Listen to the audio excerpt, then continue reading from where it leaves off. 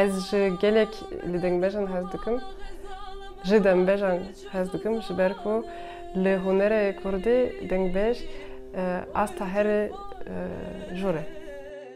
Hunermenda Fransî Eleonora Fourneau, strana dengbêjê Kurdê navdar Mehmet Arif Cezîrî Xezal Xezal, bi amûra beriya sed sala dazdahan ya bi navê Hordigordî distêre. Dema ez stranan Kurdî dibêjim, carinan mirov dikene, carinan mirov digire. Dema ku ez dibêjim stranan Kurdî, tesir hestê wan dike. Hevalekî Kurd diminin, ew her tim dixwaze ku ez bêjim klama Xezal Xezal bêjim.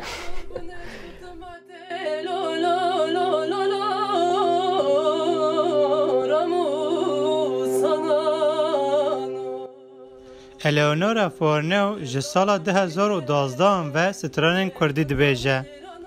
Ji ber hînî ziman û mûzîka Tirkî û Kurdî bibe, sala 2010 wek xwendekara mêvan hat Konservatwara İstanbul.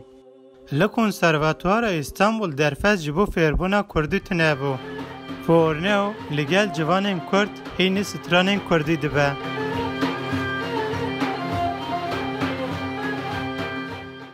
Ez man 6 sal li İstanbulê, paşê ez vegerim welatê xwe, Fransa. û li vir mamoste min bû navê wê Xalidê, dengbêj Xalidê.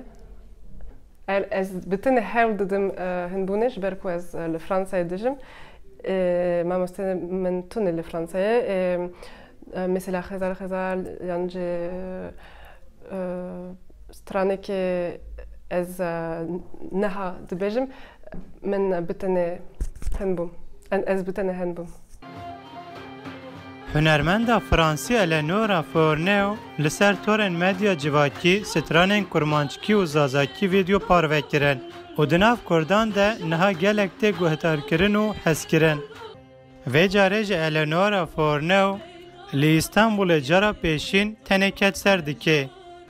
û li navenda çanda gölgeha li navçeya Esenyurtya Girêdayî İstanbulê konserek ji hezkiriyên xwe re li dar xist.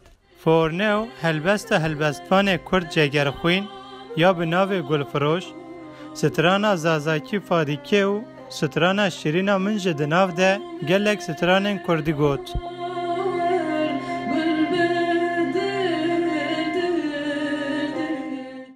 Hevalan ku bi min re müzik lexin, ewana ne Kurdin, du heval Kurdin, çar heval Fransî, yan jî Filistînî bû. Ez dixwazibûm koma internasyonalê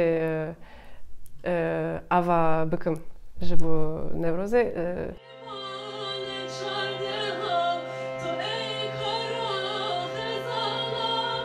Men Botanî, Deng Amerika, İstanbul.